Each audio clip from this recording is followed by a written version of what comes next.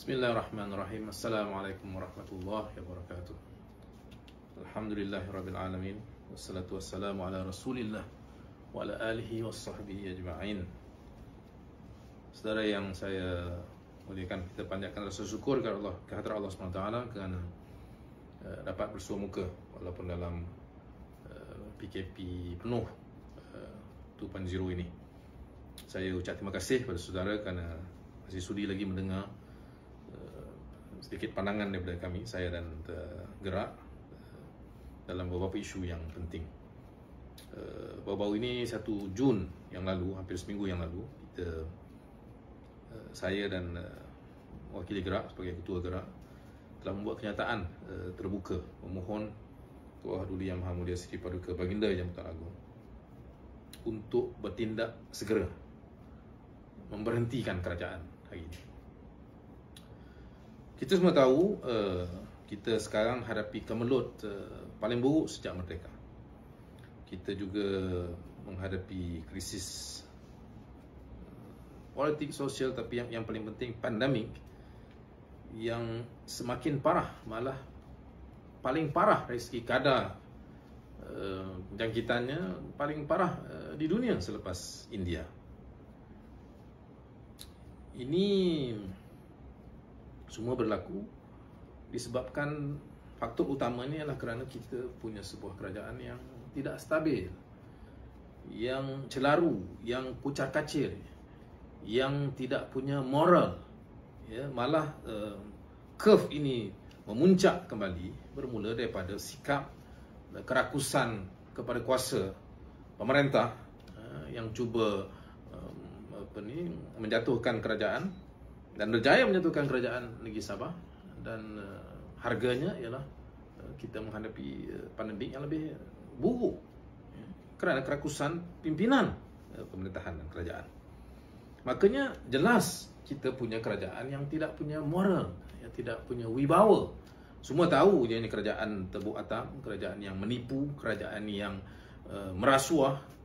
Ada bukti, ada dokumen, ada audio Perdana Menteri hari ini secara terbuka menyatakan bahawa kita membentuk kerajaan baru, menumbangkan kerajaan sedia ada PH pada masa itu dengan membeli ahli-ahli parlimen dengan jawatan-jawatan menteri, timbalan menteri, pengurusi JLC, dan kenyataan beliau itu yang dirakamkan, ada audionya, terbukti dilaksanakan. Ini membuktikan bahawa ini sebuah kerajaan yang tidak punya moral, tidak punya wibawa, tidak punya rasa tanggungjawab. Fokus mereka hanya semata-mata ialah untuk punya kuasa, mendapatkan kuasa. Dan sebab itu, ini bagi kita adalah faktor utama. Kita menghadapi kemelut paling buruk dalam sejarah semenjak merdeka. Kita dalam ranking dunia hari ini, COVID-19 ini kita paling parah. Di ASEAN, di Asia Tenggara, kita jauh mengatasi negara-negara lain, termasuk Indonesia, termasuk negara-negara yang lebih besar, jauh lebih besar penduduknya daripada kita. Ini keadaannya. Keadaannya kerana apa? Kerana kerajaan ini adalah kerajaan yang tidak punya moral. Lebih penting dan fundamental ialah kerajaan ini tidak stabil, bercelaru, kerajaan yang kucar-kacir. Sehari dua ini kita tengok ada menteri cerita pintu belakang, ada menteri cerita pintu depan, dan mereka menceritakan perkara itu, berbalah tentang persoalan-persoalan seperti itu di hari di mana kita mencatatkan kadar kematian yang paling tinggi semenjak krisis ini berlaku. Hari paling tinggi kematian, hari itu kita punya menteri pertahanan kanan menceritakan tentang pintu depan dalam Facebook beliau, dengan nada menangislah, sinislah, kita pun tak tahu apa. Pada hari yang sama, ini menteri kanan yang bertanggungjawab di barisan paling hadapan. Hari yang sama, kadar kematian paling tinggi kita hadapi menteri kanan yang pintu, menteri kanan dalam braket depan, ada menteri kanan dalam braket belakang. Satu masalahnya, ini jadi pintu depan, pintu belakang. Ini realiti. Ya. Kalau orang yang tak tahu ujung pangkal, orang ingat cerita dongeng. Tapi ini bukan dongeng. Ini cerita betul. Ini keadaan yang berlaku. Dan harganya adalah nyawa rakyat. Ya, nyawa rakyat. Ya, ini keadaannya. Sebab itu kita memohon ke bawah Duli Yang Maha Mulia Seri Paduka Baginda Yang Bertuan Agong untuk bertindak segera. Segera maknanya segera. Mesti ada agensi. Ampun tuanku. Beribu ampun.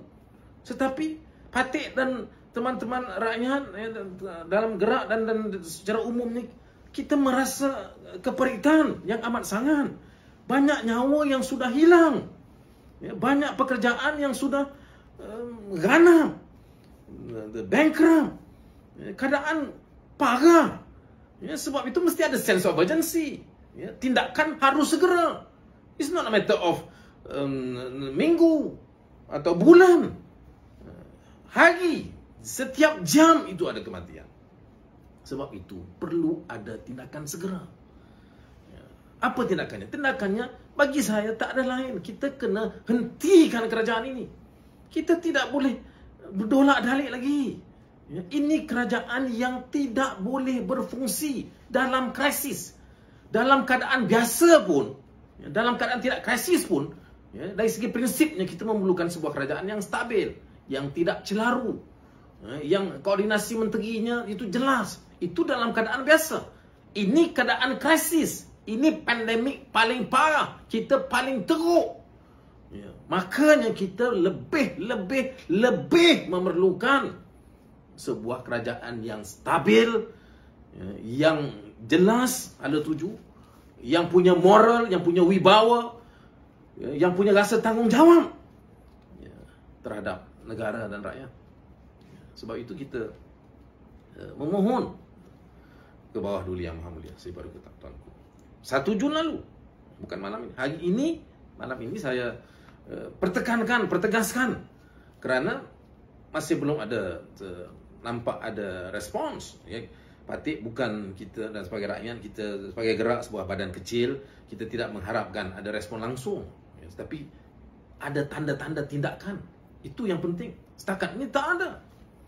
Minta maaf, ampun tuanku, tidak ada. Dan ini tidak boleh berterusan. Nyawa semakin banyak yang hilang. Dan kita punya alasan untuk curiga. Banyak dalam, tuanku boleh baca sendiri, dalam media sosial, ada yang mula curiga pada menteri. Memang sengaja dia nak naikkan COVID ke? Dan mereka punya alasan, ada sebab, ada kewajaran untuk mereka merasa curiga. Kerana menteri ini menteri yang tak ada moral. Menteri yang kerja dia menipu. Dari dulu sampai sekarang. Dapat kuasa dengan menipu. Jadi ada kewajaran bagi mereka mempersoalkan. Maknanya tidak ada credibility. Hilang. Totally lost. We have lost the soul of this country. Sebab itu kita memohon, merafak sembah. Mana lagi yang kita boleh harapkan? Kepada Duli Yang Maha Mulia Seri Paduka Baginda Yang Bertuan Agong payung kepada kita untuk bertindak dari segi moralnya, dari segi prinsip moralnya, tapi juga dari segi prinsip undang-undang, dari segi prinsip amanah dan kuasa yang ada pada tuanku untuk memperbetulkan keadaan ini dengan segera. Saudara yang saya muliakan, dan tentunya Duli Yang Maha Mulia tuanku, soal darurat ini satu juga soal penting yang Patik ingin nyatakan secara jelas di sini. Darurat itu adalah muslihat. Jelas, darurat ini adalah muslihat politik pemerintah. Banyak buktinya. Ini bukan cubaan pertama, ini cubaan kedua. Tuanku sendiri tahu, Majlis Raja-Raja dalam cubaan pertama secara tegas mempertahankan dan menolak permohonan darurat oleh kerajaan ini. Kali kedua mereka menukar strategi menggunakan data-data dan fakta-fakta dan sebagainya, berjaya untuk mendapatkan perkenan tuanku. Maka keputusan darurat ini adalah keputusan tuanku. Kami rakyat tak ada langsung curiga di atas kejujuran dan keikhlasan tuanku, ya, berdasarkan pada fakta yang dibentangkan. Tetapi pokoknya, persoalannya, ya, yang tidak dibentangkan dan apa yang berlaku selepas itu jelas menunjukkan bahawa ianya adalah muslihat. Darurat bukan untuk menyelamatkan nyawa rakyat. Darurat untuk menyelamatkan nyawa politik, pemimpin-pemimpin yang korup, yang tidak wibawa, yang tidak punya moral ini. Ini hakikatnya. Apa buktinya? Contohnya saranan ataupun titah tuanku sendiri untuk sidang parlimen diadakan dalam tempoh darurat. Tuanku sendiri yang menitahkan, ya, secara terbuka, ya, secara terbuka. Tetapi sampai sekarang tidak ada sidang. Mereka engkar, mereka boleh engkar, derhaka, ya, enggan secara terbuka, tidak ikut tintah tuanku supaya sidang parlimen diadakan. Mereka terus lepas bebas. Ada satu dua yang bercakap sikit kasar, ditangkap terus within 24 hours. Ini menteri yang jelas derhaka, jelas engkar. Dan mengapa mereka engkar? Kerana mereka menggunakan darurat ini bukan untuk menyelamatkan manusia. Darurat ini untuk menyelamatkan nyawa politik mereka. Dan nyawa politik mereka, ya, terletaknya, pusatnya itu di parlimen. Bila bersidang, ya, mereka tak punya numbers, ya, sebab itu mereka tak mampu. Ya, jadi walaupun ada titah daripada tuanku, mereka tidak mahu ikuti secara jelas, ya, terbuka. Sebab itu darurat adalah muslihat, dan tuanku dijadikan sandaran, ya, untuk muslihat ini dilakukan. Ya, itu dari segi moralnya tuanku, ya. Tetapi dari segi negara, ya, harganya besar sebuah darurat. Ya, kita menghadapi masalah ekonomi yang parah, dan lebih parah dengan keadaan darurat. Tidak ada investors yang akan invest, ya, dalam keadaan darurat, dalam keadaan negara menghadapi darurat. Ya, sebab itu kita jauh ketinggalan beberapa bulan ini. Ya, sebelum itu sudah ketinggalan, sekarang ini lagi menjunam. Ya, syarikat-syarikat besar, ya, dalam within weeks, within months, moving out from Malaysia. Ini yang berlaku. Jadi darurat ini ada harganya, tuanku. Sebab itu tidak boleh benarkan mereka menjadikan darurat ini sebagai muslihat. Tidak boleh benarkan mereka berkuasa. Bukan soal hentikan darurat, soalnya hentikan kuasa kepada mereka. Kalau ada satu dua rakyat yang dihukum kerana bertindak kasar dan sebagainya, itu rakyat biasa. Tetapi kalau orang besar, kalau pemimpin, hukumannya apa? Bukan sekadar compound. Compound 2,000, 3,000, 20,000, 200,000 mereka boleh bayar. Hukuman bagi pemimpin yang rosak sebegini ialah untuk menarik balik kuasa mereka. Ini bukan soal kita tarik balik darurat saja. Ini soal, saya tegaskan, gerak, ya, kita berpendirian, ya, tidak ada jalan lain. Ya, harus ditarik balik kuasa kerajaan seperti ini. Ya, hentikan, diberhentikan, bukan sekadar darurat itu diberhentikan. Ya, kerajaan ini seharusnya diberhentikan. Apatah lagi kita mendapat maklumat, ya, sudah ada perancangan, ya, laporan-laporan sedang dipersiapkan, ya, untuk mempersembahkan ataupun mencadangkan supaya darurat ini diteruskan sampai tahun depan. Kita tak boleh benarkan, tak boleh benarkan darurat. Dan lebih penting yang saya ingin tegaskan, kita tidak boleh benarkan kerajaan ini terus berfungsi. Ini sebuah kerajaan yang gagal, yang rosak, ya, dan merosakkan. Ya. Sebab itu kini kita ingin tegaskan, adalah saya dua ni cerita tentang parlimen hybrid. Hybrid apa? Parlimen hybrid apa? Parlimen hybrid tidak akan boleh memberhentikan sebuah kerajaan. Kita bukan mahu parlimen untuk berdebat, membahaskan saja. Dalam keadaan yang teruk macam ni, dalam kerajaan yang cukup jelas gagal, tidak berfungsi, bercelaru, ya, bergaduh sama sendiri, dalam parti komponen pemerintah bergaduh.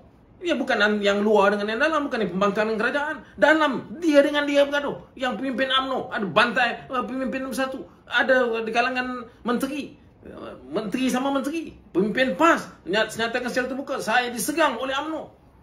Ini semua adalah parti komponen.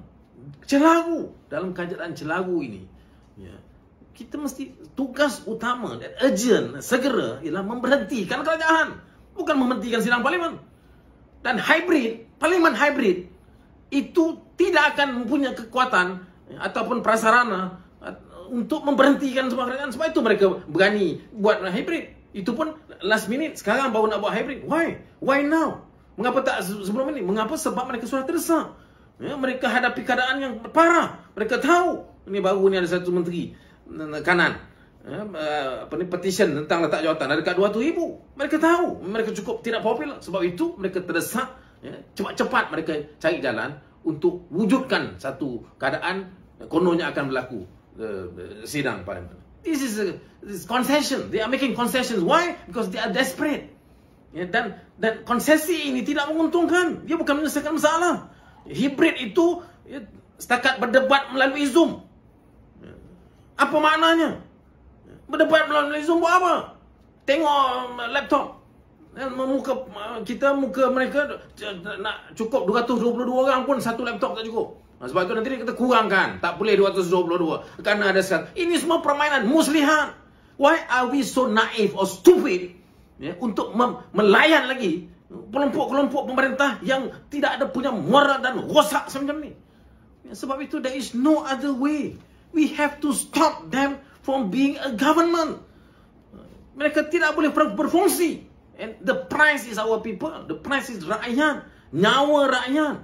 Keadaan rakyat, ya, survival rakyat, pekerjaan mereka setiap hari, ya, the frontliners, ada yang mati, ya, disebabkan vaksin. Ini tak cerita lagi tentang masalah vaksin lambat. Orang negara-negara yang mundur macam Myanmar pun, yang bau kudeta pun boleh vaksin. By now it's already 40% of the population. And kita, ya, berapa persen? Not even 10%. Mengapa? Ini yang masalah. Tak ada wibawa, korup, ya, banyak sangat percaturan, pertimbangan bukan untuk rakyat, untuk diri mereka sendiri.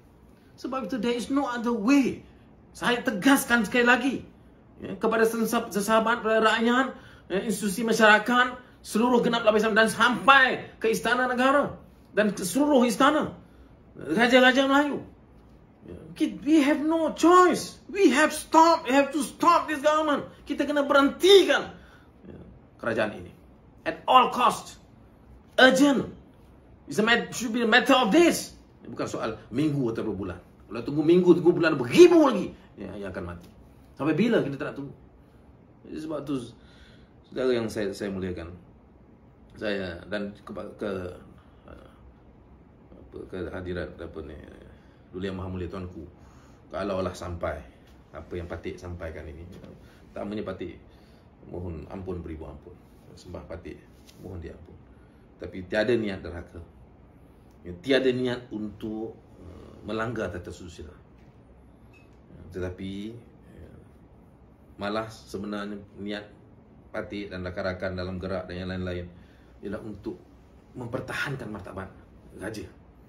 Ini yang ingin kita pertahankan, dan ianya harus menuntut kepada satu keberanian dan komitmen jelas daripada Duli Yang Maha Mulia Tuanku untuk mengambil tindakan. Memang ini krisis yang tidak pernah berlaku. Memang kalau kita cari daripada kitab-kitab atau buku-buku sejarah, mungkin tidak ada satu tindakan yang pernah dilakukan sebelum ini dari istana untuk campur tangan. Tetapi ini zaman yang bukan biasa. The new norms. Kita harus punya kekuatan, dan Duli Yang Maha Mulia Tuanku punya seluruh kekuatan dari segi undang-undang, dari segi mandat, malah dari segi dokongan rakyat. Patik percaya untuk melakukan yang memang belum pernah dilakukan. Sukar, tak mudah, tetapi mesti dilakukan. Rakyat menderita, tuanku. Rakyat hilang nyawa, tuanku. Setiap hari mereka bangun pagi, mereka tak tahu apa yang akan berlaku, apa berita yang akan sampai. ya, kepada mereka setiap hari, setiap jam. Maka kita mengayu sekali lagi untuk supaya tindakan diambil. Saya juga mengambil saranan ataupun titah yang pernah disebut baru-baru ini oleh Duri Yang Maha Mulia Sultan Perak, Sultan Nazrin, dalam satu pernyataan beliau yang bertajuk tegurlah beta, kata ujar titah Sultan Nazrin, setiap kebenaran mesti dipersembahkan kepada beta, jangan sama sekali dirahsiakan daripada beta. Ini kata-kata Gajah Melayu, salah seorang daripada mereka.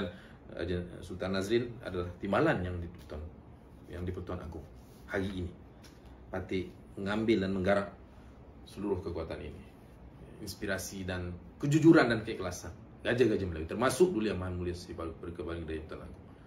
Saya sendiri mengambil sepenuh tanggungjawab, tetapi dengan merasa hormat yang sedikit pun tidak tergugat, tetapi harapan yang menggundung tinggi supaya sesuatu mesti dilakukan segera. Ampun tuanku. Sekian, wassalamualaikum warahmatullahi wabarakatuh.